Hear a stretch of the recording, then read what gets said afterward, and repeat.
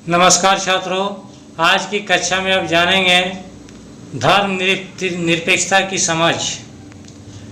धर्म निरपेक्षता क्या है? तो ये कक्षा 8 का चैप्टर 2 में नागरिक जीवन से है। धर्म निरपेक्षता की समझ में क्या है कि मान लीजिए, कल्पना कीजिए कि आप एक हिंदू या मुसलमान हैं और अमेरिका के किसी ऐसे भाग में रहते हैं जहां ईसाई कट्टरपंथी बहुत ताकतवर है। तो मान लीजिए कि अमेरिका का नागरिक होते हुए भी कोई आपको किराए या मकान नहीं देना चाहता, तो आपको कैसा महसूस होगा? कि आपको गुस्सा नहीं आएगा? अगर आप इस भेदभाव के खिलाफ शिकायत करें और जवाब में आपको कहा जाए कि यह देश तुम्हारा नहीं है, तुम भारत लौट जाओ, तो आपको कैसा लगेगा? क्या आपको बुरा नहीं लगेगा? अगर आपको यह गुस्सा तो दो रूप में ले सकता है, या एक हो सकता है कि आप प्रक्रिया में यह कहें कि जहां हिंदू और मुसलमान की तादाद ज़्यादा है वहां ईसाइयों के साथ भी इसी तरह का बर्ताव होना चाहिए। तो यह बदला लेने वाली बात है। या फिर आप यह राय बना सकते हैं कि सबको इंसाफ मिलना चाहिए। तो इस सोच के आधार पर आप संघर्ष का रास्ता चुनकर इस बात के लिए आवाज़ उठा सकते हैं कि धर्म और आस्था के आधार पर किसी के साथ भेदभाव नहीं होना चाहिए। यह सोच इस मान्यता पर आधारित है कि धर्म से संबंधित किसी भी तरह का वर्चस्व खत्म होना चाहिए। यही धर्म निरपेक्षता का मूल मंत्र है। और इस अध्याय में हम यही चर्चा करेंगे कि भारतीय संदर्भ में इसका अर्थ क्या है, अर्थात धर्म निरपेक्षता क्या है। तो छात्रों, इतिहास में हमें धर्म के आधार पर भेदभाव, बेदखली और अत्याचार के अनेक उदाहरण मिलते हैं।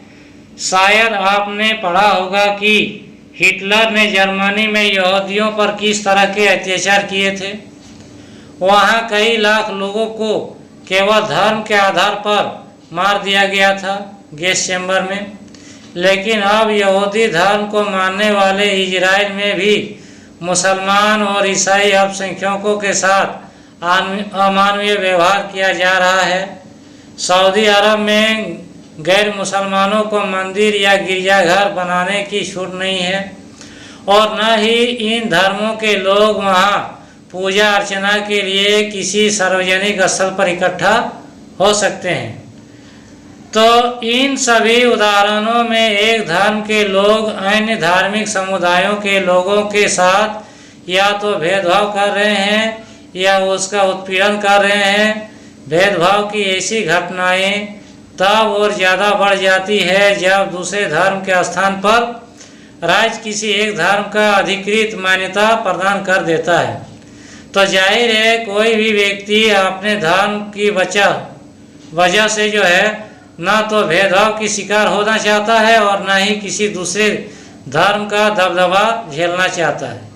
तो भारत में क्या राज्य धर्म के आधार पर किसी नागरिक के साथ भेदभाव कर सकता है? तो आइए जाने धर्म निरपेक्षता क्या है।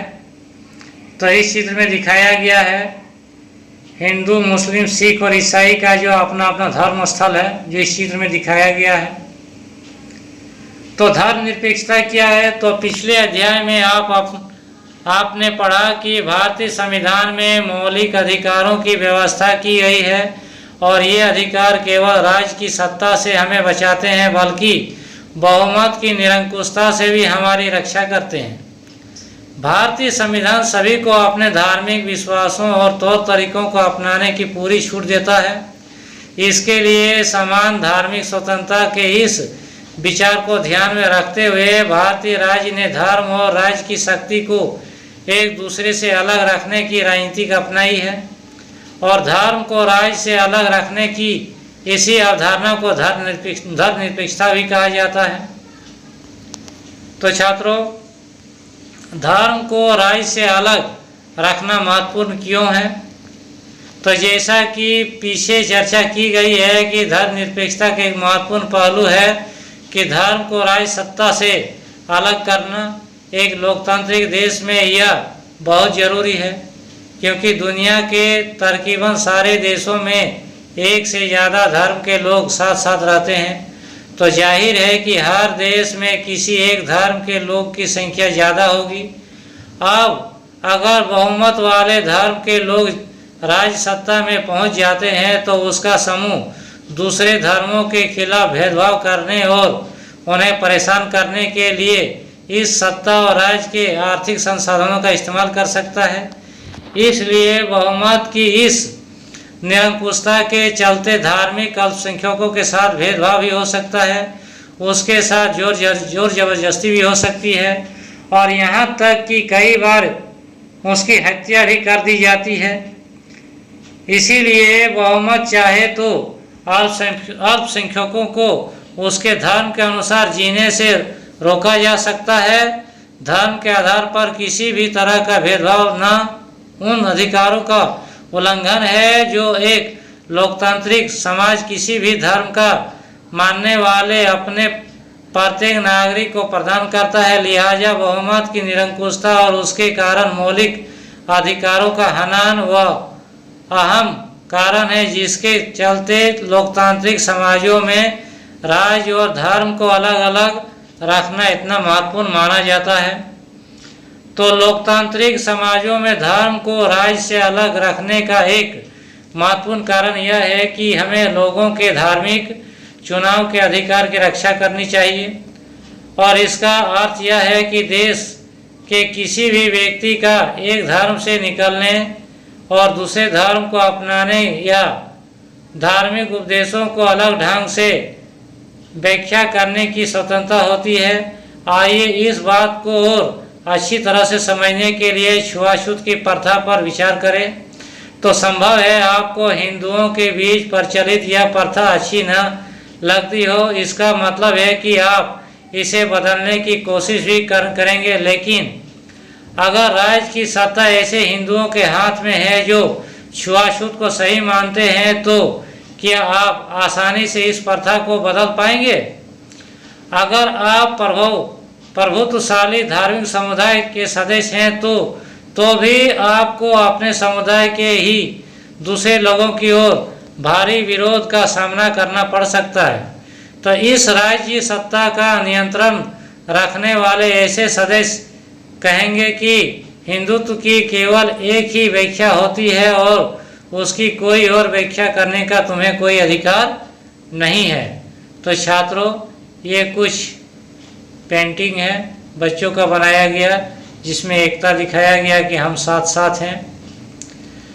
तो भारतीय धर्म निरपेक्षता क्या है? तो भारतीय संविधान में कहा गया है कि भारतीय राज्य धर्म निरपेक्ष रहेगा और हमारे संविधान के अनुसार केवल धर्म निरपेक्ष राज्य ही अपने उद्देश्यों को साकार करते हुए निम्नलिखित बातों को ख्याल रख सकता है कि कोई एक धार्मिक समुदाय किसी दूसरे धार्मिक समुदाय को न दबाएं, कुछ लोग अपने ही धर्म के अन्य सदस्यों को न दबाएं और राज्य न तो किसी खास धर्म को थोपेगा और न ही लोगों की धार्मिक स्वतंत्रता छीनेगी। तो इस तरह के दबदबे को रोकने के लिए भारतीय राज्य कई तरह से काम करती है। पहला तरीका यह है कि वह खुद को धर्म से दूर रखता है और भारतीय राज्य की बागडोर न तो किसी एक धार्मिक समूह के हाथों में है और न ही राज्य किसी एक धर्म के समर्थन देता है। भारत में कचहरी, थाने, सरकारी विद्यालय और दफ्तर जैसे सरकारी संस्थानों में किसी खास धर्म को प्रोत्साहन देने या उसका प्रदर्शन करने की उपेक्षा नहीं की जाती है। यहाँ एक कॉमिक्स के द्वारा दिखाया गया राजकीय मध्य विद्यालय है जिसमें विद्यार्थी लोग जो है एक खास त्यौहार को मनाना चाहता है, लेकिन उसके स्कूल के अध्यापक कहते हैं कि नहीं, स्कूल में जो है धार्मिक त्योहारों का जो आयोजन करने का सरकारी कार्यालय में जो है निषेध है। इसे जो है अपने ही घरों स्थानों पर मनाया जाए, क्योंकि ये निजी स्कूल में जो है लागू नहीं होगा और न ही सरकारी स्कूलों में। यहाँ दिखाया गया है एक कॉमिक में जिसमें धर्म के बारे में दिखाया गया कि हेलमेट पहन के जो है बाइक चलाना। तो इसमें सिख भाई कह रहे हैं कि हमें जो है हेलमेट पहनने के लिए जो है कानून मजबूर नहीं कर सकती है, क्योंकि हमारा ये संस्कृति है पगड़ी पहनना। तो एक तरह से पगड़ी हेलमेट की तरह ही काम करती है। तो छात्रों, ये जो है एक तरह के धर्म, और लोग ऊंची जाति के हिंदू अपने ही धर्म के अन्य कुछ नीची जातियों के दबाते हैं। धर्म के नाम पर अलग अलग करने के भेदभाव रोकने के लिए भारतीय संविधान से छुआछूत और पाबंदी लगा दी है। तो इस उदाहरण के में राज्य धर्म के नाम पर अलग अलग करने का भेदभाव बढ़ावा देने वाले उस प्रथा को खत्म करने के लिए धर्म हस्तक्षेप कर रहा है। तो निचली जातियों के लोग मौलिक अधिकारों का हनन करता है, क्योंकि वे इसी देश के नागरिक हैं और इसी तरह माँ बाप की संपत्ति में बराबर हिस्से का अधिकार सम्मान के लिए राज्य के समुदाय के धर्म पर अपनी निजी कानूनों का हस्तक्षेप करना पड़ता है। तो राज्य का हस्तक्षेप सहायता के रूप में ही हो सकती है। और भारतीय संविधान धार्मिक समुदायों को अपने स्कूल और कॉलेजों का अधिकार देता है। गैर प्राथमिक के आधार पर राज्य में उन्हें सीमित आर्थिक सहायता भी देती है। ये एक चित्र दिखाया गया अमेरिका का स्कूल का, जिसमें बच्चे प्रार्थना कर रहे हैं। तो छात्रों, संविधान में छुआछूत को खत्म करने के लिए हिंदू धार्मिक क्रियाकलापों में हस्तक्षेप किया है, और भारतीय धर्मनिरपेक्षता में राज्य धर्म से अलग है, लेकिन धर्म से उसका फासला सैद्धांतिक है। इसका मतलब यह है कि संविधान में दिए गए आदर्शों के आधार पर राज्य किसी भी धर्म के मामले में हस्तक्षेप कर सकता है। ये आदर्श वह कसौटी मुहैया कराते हैं जिसके जरिए इस बारे में फैसला लिया जा सकता है कि हमारा राज्य धर्मनिरपेक्ष सिद्धांतों के अनुरूप काम कर रहा है या नहीं। तो भारतीय राज्य धर्मनिरपेक्ष और धार्मिक वर्चस्व को रोकने के लिए कई तरह से काम करता है। भारतीय संविधान अपने नागरिकों को मौलिक अधिकारों का आश्वासन देता है, और ये मूलभूत अधिकार इन धार्मिक सिद्धांतों पर आधारित है। लेकिन इसका यह मतलब नहीं है कि भारतीय समाज में इन अधिकारों का उल्लंघन बंद हो गया है, बल्कि वास्तव में ऐसे उल्लंघनों की वजह से ही हमारे सामने संवैधानिक व्यवस्था की जरूरत बनी हुई है। और इस तरह के अधिकारों के होने का ज्ञान हमें इन अधिकारों के उल्लंघन के प्रति संवेदनशील बनाता है, और जब कभी ऐसा होता है तो हमें इसके खिलाफ सही कदम उठाने की क्षमता भी उसी से मिलती है। तो छात्रों, यह है अभ्यास, जिसका प्रश्न उत्तर आप स्वयं कीजिएगा। अगले अध्याय में आप लोग के लिए फिर एक नया चैप्टर लेके आएंगे।